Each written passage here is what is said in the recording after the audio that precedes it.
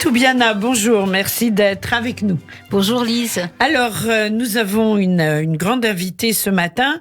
Il s'agit de Valérie Zenati qui est en ligne avec nous. Elle est écrivaine, traductrice, scénariste et présidente du jury d'un prix qui vous tient à cœur, Lynn, le prix de la citoyenneté, au sujet du film Un héros d'Ashghar Farhadi. Valérie Zenati, bonjour. Bonjour à vous deux, bonjour à tous. Bonjour Valérie, merci d'être avec nous en ligne pour parler justement de ce prix de la citoyenneté que vous avez décerné avec les 4 autres membres du jury à Cannes, puisque c'est un prix qui est décerné à un des films de la sélection officielle du Festival de Cannes.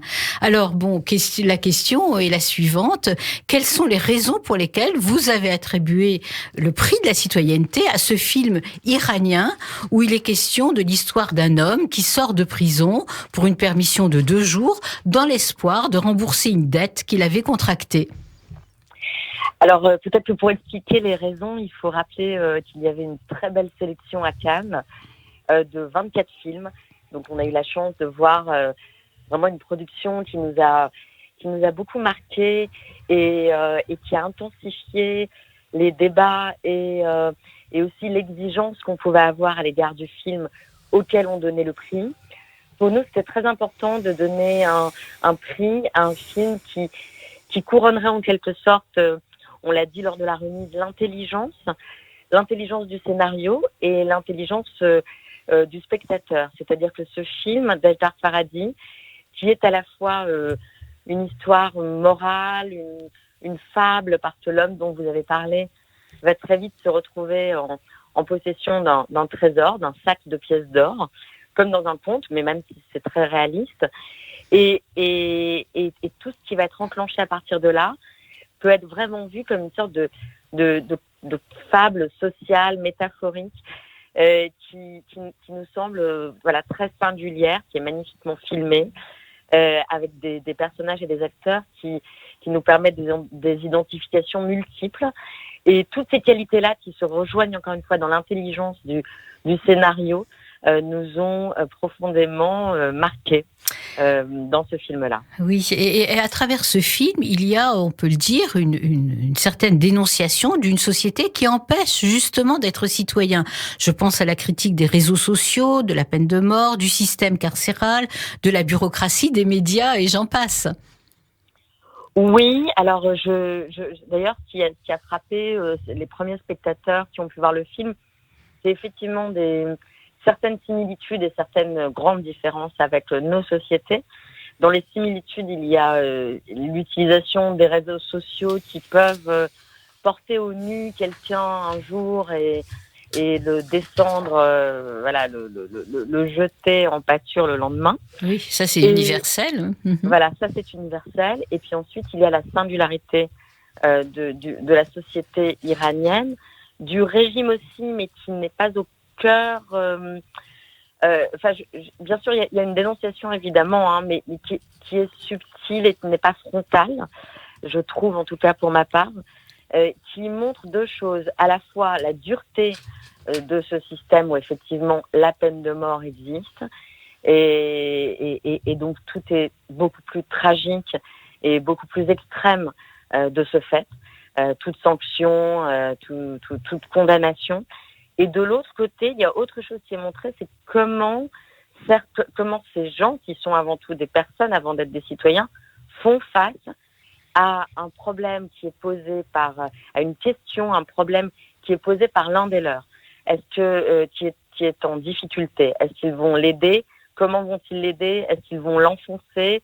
Est-ce que c'est le collectif qui va l'emporter ou le singulier? Donc je crois qu'il y a toutes ces questions de l'individu face au groupe qui sont aussi posées à travers cette histoire. Oui, effectivement, Valérie, vous avez raison. Il ne s'agit pas d'un film pamphlétaire ou d'un brûlot, parce que on peut dire que l'ambiguïté, la complexité sont au cœur de ce récit, qui n'a rien de manichéen.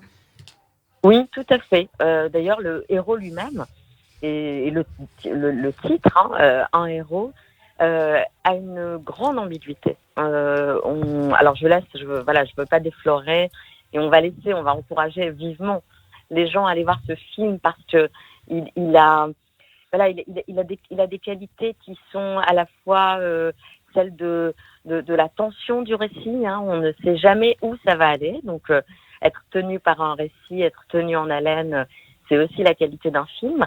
Il a aussi, je trouve, beaucoup de tendresse à certains moments, une forme un regard bien sûr sur la société iranienne qui est très intéressant, et cette ambiguïté dont vous parlez, qui se retrouve à plusieurs niveaux et qui permet là aussi de réfléchir à nous-mêmes, à ces zones grises d'engagement, de bien et de mal, de petits mensonges qu'on pense sans conséquence et qui prennent une ampleur très très grande. Et moi je pense que ce héros, qui est en grande partie un anti-héros, nous apprend beaucoup sur la question des bonnes intentions, de ce qu'on pense être notre morale et de ce pourquoi on a envie de se battre ou pas.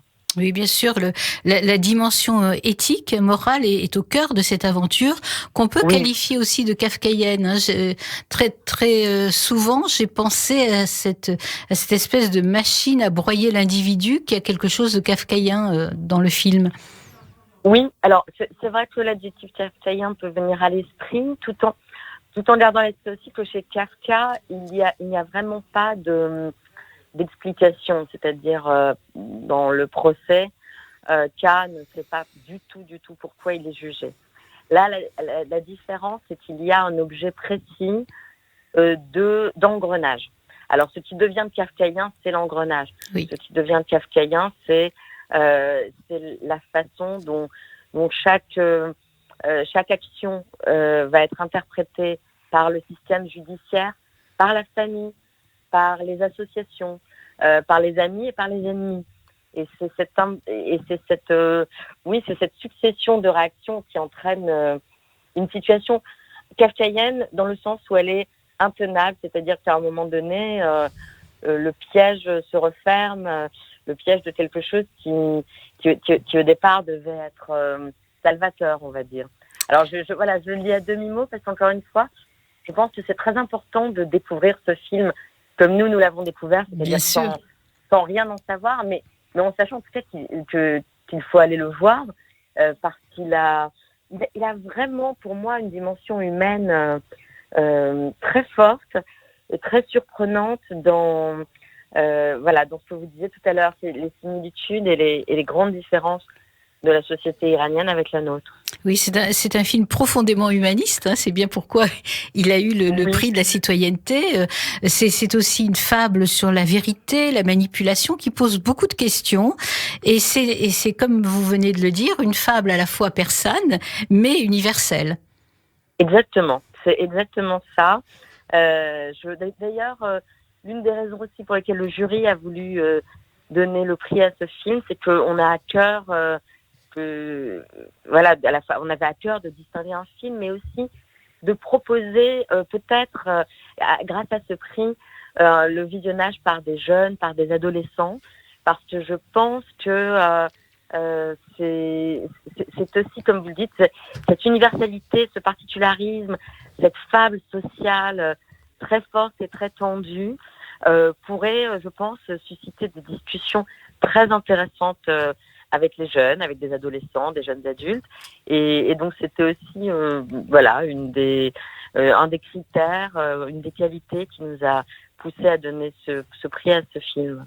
Merci beaucoup Valérie Zenati pour votre intervention sur ce film qui donne vraiment envie d'aller le voir. Oui, on n'a qu'une idée, c'est d'y courir. Merci beaucoup. J'espère bien et je vous souhaite une bonne journée à toutes, à tous les auditeurs. J'étais ravie de passer ce moment avec vous. Pour vous aussi. Bonne journée. Merci Valérie. Au revoir. Au revoir.